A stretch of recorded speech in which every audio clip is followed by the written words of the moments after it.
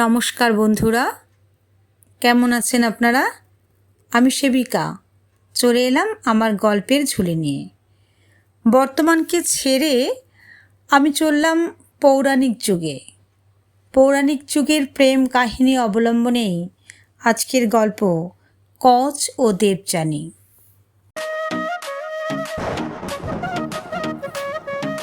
একজন দেবগুরু বৃহস্পতি পুত্র আর একজন দৈত্যগুরু শুক্রের প্রাণাধিক কন্যা।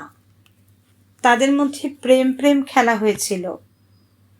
তখনও সমুদ্র মন্থন হয়নি, দেবতারা অমৃত লাভ করেননি। ওদিকে স্বর্গ মর্ত পাতালের অতুল ঐশ্বর্য লাভ করার জন্য সুর ও অসুরদের দ্বন্দ্ব লেগেই ছিল। দেবতাগণ পৌরোহিত্য করার জন্য বেছে নেন বৃহস্পতিকে, আর দৈত্যগণ বাছেন শুক্রাচার্যকে। গুরু শুক্রাচার্য বৃহস্পতির চেয়ে একটি ব্যাপারে এগিয়ে ছিলেন। তিনি মৃত সঞ্জীবনী বিদ্যা জানতেন, যেটা বৃহস্পতির অধিগত ছিল না। দেবাসুরে যুদ্ধ হলে নিহত দেবগণের প্রাণ দান করতে বৃহস্পতি ব্যর্থ হতেন, কিন্তু শুক্র অনায়াসে মৃত দৈত্যদের জীবিত করে তুলতেন। এই পার্থক্যে দেবতারা ধীরে ধীরে দৈত্যদের চেয়ে পিছিয়ে পড়তে লাগলেন। দেবতারা দৈত্যদের চেয়ে রূপবান, গুণবান, হৃদয়বান ছিলেন, কিন্তু দৈত্যরা শারীরিক দিক থেকে অনেকটাই অগ্রবর্তী ছিলেন। মৃত সঞ্জীবনী বিদ্যার ব্যাপারটা দেবকুলের কাছে খুবই পীড়াদায়ক হয়ে উঠেছিল। তারা সকলে মিলে বৃহস্পতিকে কিছু একটা ব্যবস্থা করতে বললেন। বৃহস্পতি বললেন, দেখো বাপু, আমি চাইলেই শুক্র আমায় ওই বিদ্যা শেখাবেন না। তাছাড়া অত তপস্যা করে তিনি ওই বিদ্যা পেয়েছেন দেবাদিদেব মহাদেবের কাছ থেকে। আমি কোন লজ্জায় সেই বিদ্যা চাইব? দেবতাগণ বললেন, একটা ব্যবস্থা না করলে আমাদের অস্তিত্ব বিনষ্ট হবে। বৃহস্পতি বললেন, ঠিক আছে, এই বিদ্যা পাওয়ার জন্য আমি আমার পুত্র কচকে দৈত্যপুরীতে পাঠাবো। শুক্র ওকে শিষ্যত্বে বরণ করবে, কিন্তু কচের সঞ্জীবনী বিদ্যা আহরণের কথা জানতে পারলে দৈত্যগণ ওকে মেরে ফেলবে। তাই কচকে শুক্রকন্যা দেবযানীকে ব্যবহার করতে হবে। আমি যথাযথ সমস্ত বিষয়ে কচকে বুঝিয়ে সেখানে পাঠানোর আয়োজন করছি। দেবতারা আশ্বস্ত হয়ে ফিরে গেলেন। ষড়যন্ত্রের জালে কচ ধরা পড়লেন। ঠিক হলো, কচ সহস্র বৎসরের জন্য শুক্রের অধীত বিদ্যা আহরণে দৈত্যপুরী যাবেন। সেখানে যেভাবে হোক শুক্রের শিষ্যত্ব গ্রহণ করে ছলে বলে কৌশলে সঞ্জীবনী বিদ্যা শিখবেন। কচের হাতিয়ার হবে দেবযানী। কচ নিজে দেবতাগণের কাছে প্রতিজ্ঞা করলেন, ওই বিদ্যা তিনি শিখে আসবেন। শুরু হলো খেলা। দেবযানী নিষ্পাপ কন্যা। দৈত্য নগরীতে তার অবাধ গতি। দৈত্যগণ তাকে সমীহ করে, ভালোবাসে, কিন্তু দূর থেকে। কাছে যাওয়া তাদের সাহস নেই। যুবক অসুররা তাকে দূর থেকে প্রেম নিবেদন করে, তার সৌন্দর্যের প্রশংসা করে, অথচ দেবযানীর তাদের প্রতি কোনো কৌতূহল নেই। এরকম একটা অবস্থায় কোনো এক প্রভাত বেলায়, যখন তিনি স্নান সেরে ভিজে চুলে পুষ্পচয়নে ব্যাপৃত ছিলেন, তখন বৃহস্পতি পুত্র কচের আগমন। কচ প্রথম থেকেই দেবযানীর ভজনা শুরু করলেন। ফুলের সাজি কেড়ে নিয়ে ফুলে ফুলে তা পরিপূর্ণ করে দিলেন। দেবযানী প্রথম দর্শনেই মুগ্ধ। দেবলোকের ব্রাহ্মণ সন্তান, গায়ের রং অতীব ফর্সা, তীক্ষ্ণ নাসা, উন্নত শির, দীর্ঘ কায়া, আজানুলম্বিত বাহু, বাক্য মধুক্ষরা, ব্যবহার সুমধুর। এরকম পাত্রীর উপস্থিতিতে শুক্রাচার্যের কন্যার চিত্ত বিগলন অবশ্যম্ভাবী। তাই হলো, দেবযানী কচকে বৃহস্পতি পুত্র জানা সত্ত্বেও পিতার শিষ্যত্বে নিযুক্ত করে নিলেন। শুক্র আপত্তি করলেন না, শুধুমাত্র মেয়ের মুখ চেয়ে। শুক্র জানতেন কচের আগমনের উদ্দেশ্য। তিনি সদা সর্বদা সতর্ক থাকতেন যেন কোনোভাবে কচ সঞ্জীবনী বিদ্যা আত্মস্থ করতে না পারেন।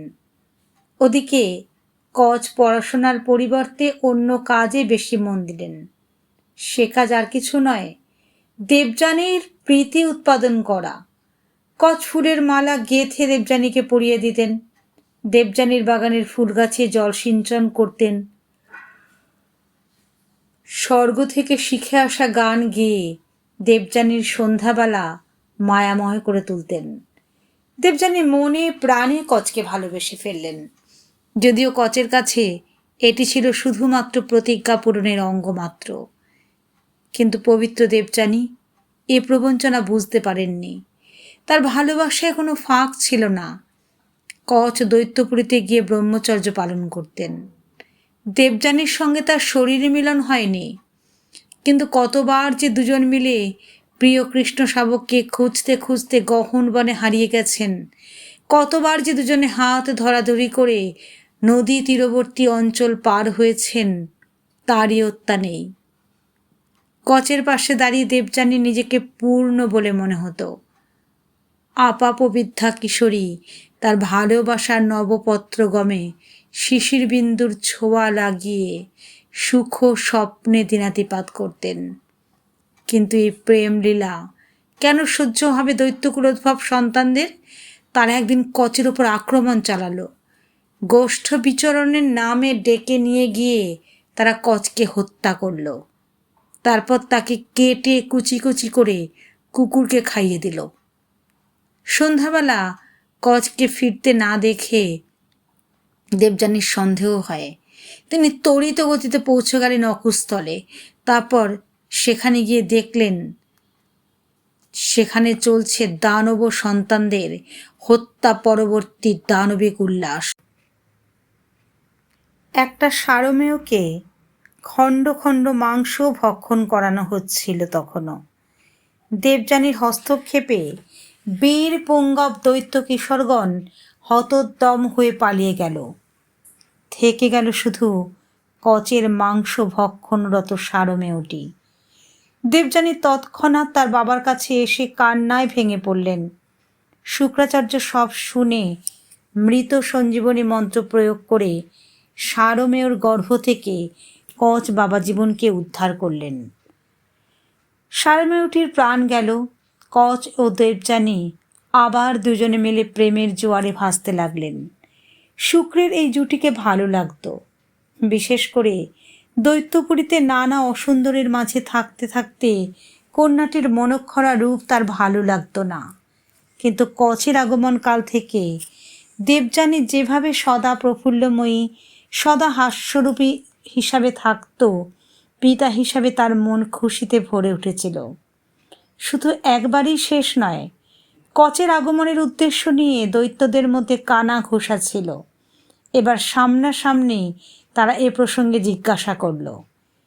কচ মৃত সঞ্জীবনী বিদ্যা অধ্যয়নের প্রসঙ্গে কিছু বললেন না।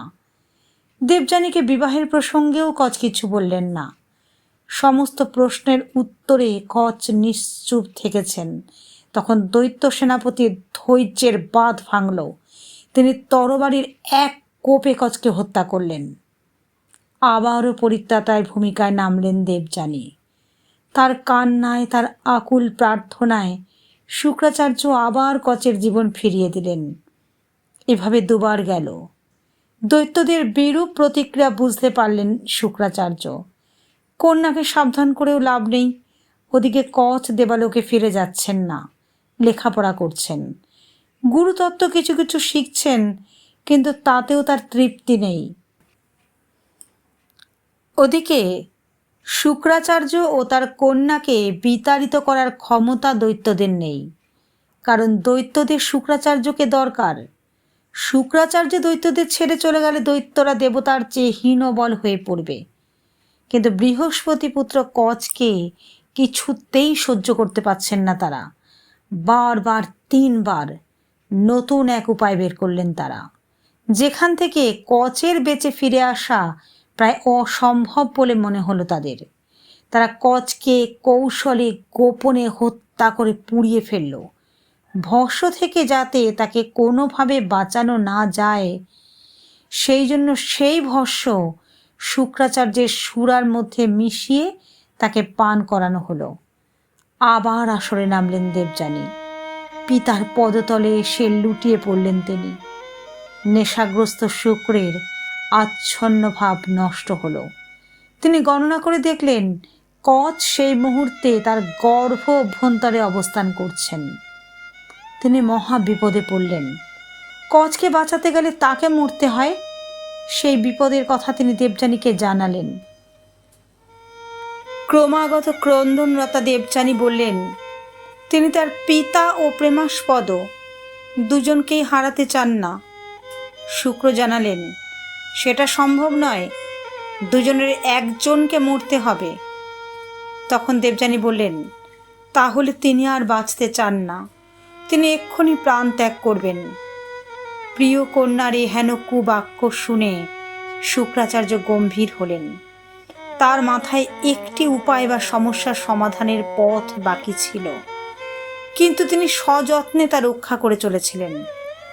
এবার বোধহয় আর তা রাখা সম্ভব হলো না। ওদিকে দেবযানী রোদন ভরা কণ্ঠস্বর তাকে মৃত্যু যন্ত্রণা দিচ্ছে। তিনি আর পারলেন না। মৃত সঞ্জীবনী মন্ত্রের গূঢ় কথা তার গর্ভ অভ্যন্তরের কচকে শেখালেন এবং বললেন কচ গর্ভ বিদীর্ণ করে বাইরে আসার পর ওই মন্ত্র দিয়ে যেন তাকে বাঁচিয়ে তোলেন। কচ অত্যন্ত মেধাবী। তার মন্ত্র শিক্ষা এবং প্রয়োগ একসাথে হলো। এতকাল দৈত্যপুরীতে কালাতিপাত তার সার্থক হলো। এক অতি নাটকীয় মুহূর্তে তিনি ওই মহামন্ত্র লাভ করলেন। শুক্রাচার্য ও কচ দুজনেই বেঁচে উঠলেন। এবারে কচের বিদায় পর্ব এবং প্রেমের নিধন পর্ব। কচ প্রেম প্রেম একটি খেলা খেললেন দেবযানীর সাথে, প্রতারণা করলেন বলা যায়। যদিও তিনি কোনো কথা দেননি দেবযানীকে, তবু তার আচার আচরণ কি প্রেম সম্বন্ধের বাইরে ছিল? ছিল না। দেবযানীর নিষ্পাপ মনকে ব্যবহার করাও তো এক ধরনের প্রতারণা, অবশ্যই গুরুতর অপরাধ।